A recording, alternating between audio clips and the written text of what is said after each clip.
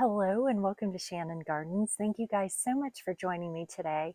So I am so excited about today's video because it is involving one of my favorite aspects of gardening, and that is creating an environment that encourages birds coming to your yard or to your garden.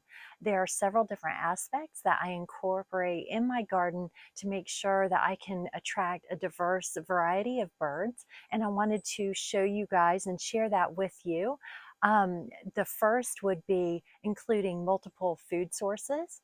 Second would be a water source, and then also incorporating bushes or trees that encourage that diversity in birds and also provide an additional food source for them as well. So let's go take a look at what I've got, and I will show you some tricks that I've learned along the way and different things that I use to bring those birds to my garden. All right, let's go. Okay, so here is our first set of feeders that we have, and this is our main feeder. It just carries the normal bird seed that you would put in your feeder. I have chosen to use a composite type of feeder here rather than wood. I've had wood in the past, but it just got eaten up by the squirrels, and this one has worked out much better for me. And below that on my pole system, I have suet. So again, just attracting different types of birds. The suet is particularly enjoyed by the woodpeckers, and they're always fun to watch. So I've got these two here, and then right behind me, I have the thistle feeder. And this is for smaller birds like your finches, goldfinches. They particularly like the thistle. As you can see, it's got multiple perches for them to sit on and eat, and multiple little feeding holes here in the tube. So I have that one, which is right across from my main feeder.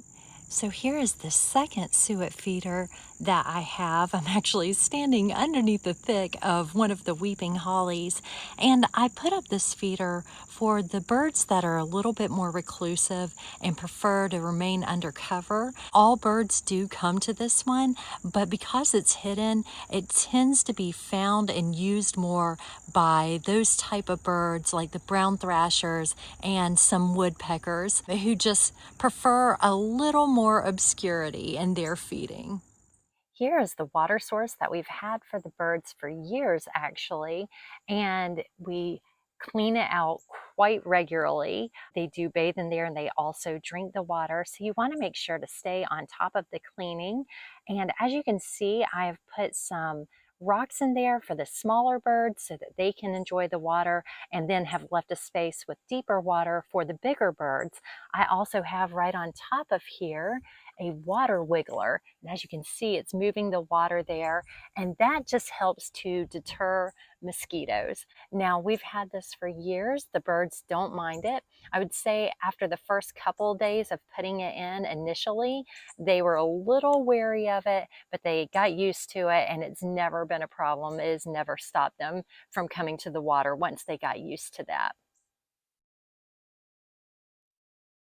And to give you guys an idea of the positioning, I have my water here, and as you can see, there's a fence right here, and right outside the fence are my feeders. I have my main feeder there, my thistle feeder behind it, and then a couple of suet feeders as well. The trees help provide shelter and a safe space for them to go should a predator come around. And we do have a lot of hawks in the area, so that happens quite often. And so they have some place to go. Now, with these weeping hollies, they actually do a couple of things. They provide shelter. They aren't so dense that the birds can't see out of them, but they do provide that shelter that they need. And they also form berries in the fall and winter, and that provides another food source for the birds as well, which is very nice. In addition to the hollies, we have evergreens planted as well. And this one is a cypress that we have planted. It is a very big tree and will become even larger. We've only planted it a few years ago, as well as this smaller version right here. And that will attract birds that prefer a brushier type of environment, such as the brown thrashers. So again, it's just populating the area with different types of bushes and trees so that we can have a diverse bird population. Another type of plant that we've used, if you can't use a tree in your area, is perhaps using something like a rosemary bush. We've also had brown thrashers that have lived under our rosemary bush. And again, it's that brushy type environment that they are looking for. So I wanted to show you guys a couple of items that I do use when feeding my birds. I would say I consistently use spicy blend foods for the birds. And that is for one reason and one reason only. It is to help deter squirrels. What I found is that the squirrels do not like the spicy blend food. The birds love it. It doesn't bother them. So with that being said, I use this hot pepper suet, and I use the no melt version just because when you use the other kind, it gets very tacky and sticky. It doesn't really matter so much for me in the winter, but in the spring and summer, it does, and it just gets very melty. And so I found that the no melt version works best for me. And again, the squirrels don't like this, but the birds love it, so it's a win-win. Also, I use this flaming squirrel seed sauce, and I'll show it to you guys right here. Now this I use very sparingly. I've never bought it and put it in my seed necessarily. I actually buy the hot blend seed already, so I don't need to add any extra. But I had noticed that my squirrels were eating my thistle feeder, literally eating the plastic of my thistle feeder. And so what I did is I just put a little bit of this on a paper towel and rubbed it on the thistle, the outside of the thistle feeder, and that took care of that problem. They didn't like it. Again, the birds didn't mind it at all. And so it quickly nipped that problem in the bud, and I didn't have to worry about replacing another thistle feeder. So I do tend to use the hot and spicy products. You certainly don't have to do that. If you enjoy watching the squirrels at your feeders, then by all means, you can use whatever seed you'd like. I would pay attention. I used to use some cheaper seed that I would find just at big box stores. What I found was that tends to go to waste a lot. So if you have squirrels, of course, they're going to eat it all very quickly.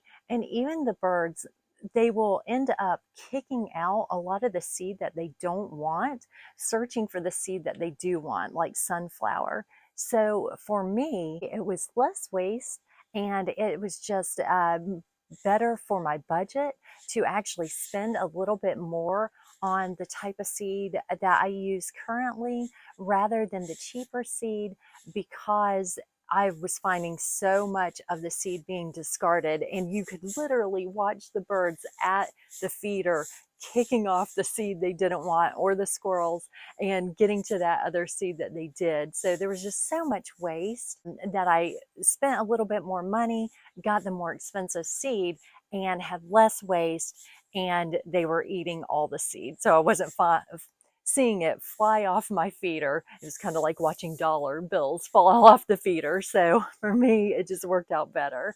So that's what I prefer to use. Also, another key point that I wanted to point out to you guys, for a while, I had what I'm assuming was a problem with raccoons. I do have a baffle on my feeder that I will show you guys here in a moment that discourages squirrels from climbing up the pole to get to the feeder.